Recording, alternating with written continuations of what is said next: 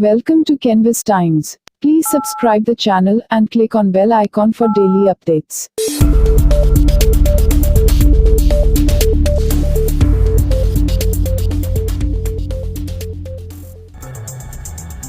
देश में कोविड-19 के चलते देश को लॉकडाउन किया गया था।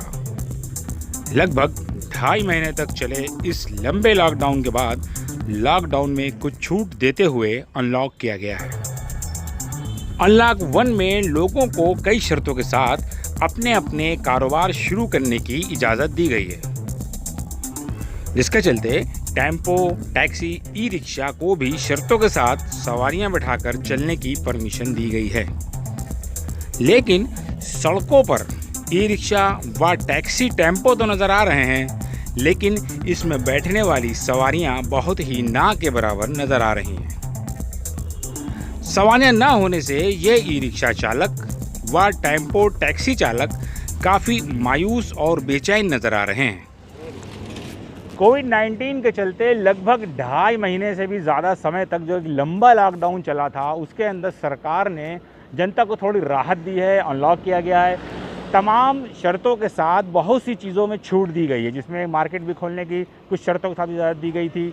उसी के साथ साथ ये जो टैक्सियाँ वगैरह चलती थी, ऑटो चलते थे, इनको भी छूट दी गई है कि ये लोग भी कुछ शर्तों के साथ अपनी गाड़ी चला सकते हैं, सवारियाँ ढो सकते हैं और 2 पैसे की इनकी कमाई हो सकती है। लेकिन यहाँ पर पुराने लखनऊ के चौक क्षेत्र में जब हम आए हैं तो हमने यहाँ पर देखा कि ये जो ऑटो ड्राइवर हैं, टैक्सी ड्राइवर हैं, ये खाली खड़े हुए हैं। इनका ये कहना है कि सवेरे से ये लोग जो हैं यहाँ पर खड़े हुए हैं, सवारी नहीं आ रही कोई, और काफ़ी दिक्कतों का सामना हो रहा है इनका। सवारियाँ जब नहीं हैं तो कैसे पैसा कमाएंगे, इनकी जो घरेलू दिक्कतें हैं जो बता रहे हैं ये लोग, कह रहे हैं हम किस तरह हमारा घर चलेगा। लॉकडाउन खुल ज़रूर गया है, छूट ज़रूर दी गई है हमको, लेकिन हमारे पास अगर सवारी नहीं होगी तो हम पैसा कहाँ से कमाएंगे, हमारे सामने ये दिक्कत है।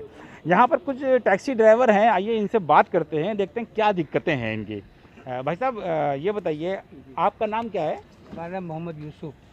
अच्छा, ये बताइए जैसे कि अभी लॉकडाउन के बाद, लंबे लॉकडाउन के बाद आप लोग को छूट दी गई है चलाने के लिए, उसके बावजूद कैसा बिजनेस चल रहा है आपका यहाँ पे?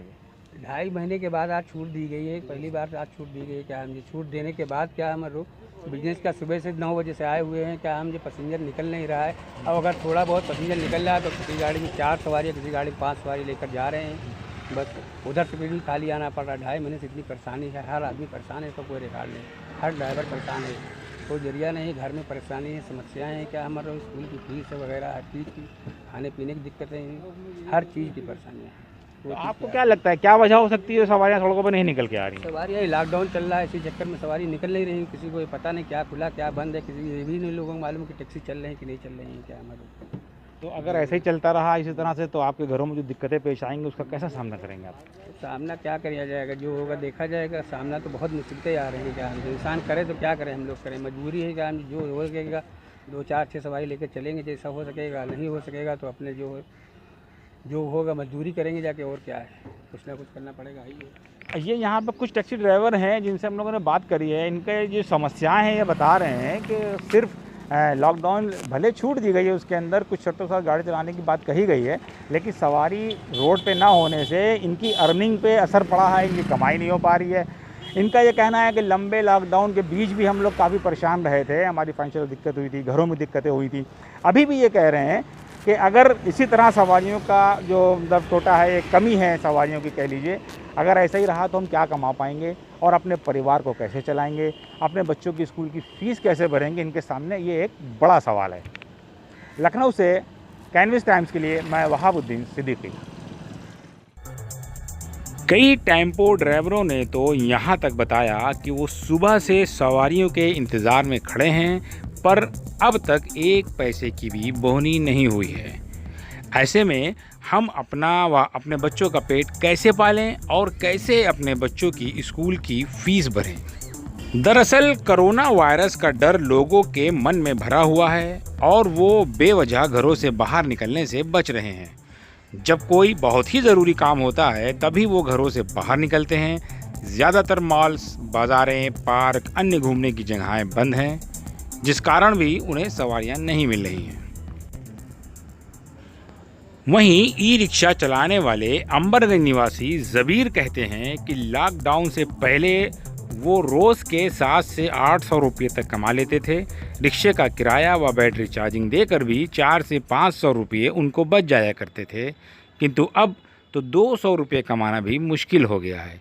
सड़कों पर सवारियां ही नहीं हैं, बस कैसे न कैसे ऊपर वाला घर चला रहा है। भैया क्या नाम है तुम्हारा? ज़बीर अच्छा, ये रिक्शा जो है कितने समय से चला रहे हैं आप? भाई हमें 4 साल हो गए। 4 साल हो गए। ये बताइए, लॉकडाउन जो चल रहा था जी इसमें तो आप लोग का कारोबार लगभग बंद था। जी अब जब लॉकडाउन में ढील दी गई है, जी ई रिक्शे वगैरह चल रहे हैं, तो जी, किस जी। तरह की इनकम है, क्या है आपका मतलब? ना के बराबर है। पहले हम लोग 700-800 का काम कर लेते थे, हाँ, अब मुश्किल है 200 या 250 रुपये काम कर पा रहे हैं। बहुत दिक्कत हो रही है अब। उसमें 100 रुपये चार्जिंग के भी दे देते हैं और 200-250 रुपये बचते हैं, उसमें से मोटर मालिक आधा ले लेता है, आधा हम ले लेते हैं। दिक्कत जो आई है क्यों, क्या लग रहा है क्यों आई थी? दिक्कत ये लॉकडाउन की वजह से आई है, बिल्कुल सवारी है ही नहीं, बिल्कुल मार्केटें बंद हैं, पब्लिक निकल ही नहीं, तो हम लोग का फ़ायदा कहाँ से होगा। अब लगभग कितनी कमाई हो पा रही है आपकी? मुश्किल है 200 या 250 रुपये बस। उसमें किराया वगैरह भी आता है? इसमें 100 रुपये चार्जिंग दे देते हैं, हाँ, उसके बाद जो बचता है आधा मोटर मालिक ले लेता है, आधा हम लोग ले लेते हैं। बस मुश्किल है 150 रुपये 200 रुपये मिलते हैं दिन भर में। तो घर परिवार कैसे चल रहा है आपका? बस इसी के साथ चल रहा है।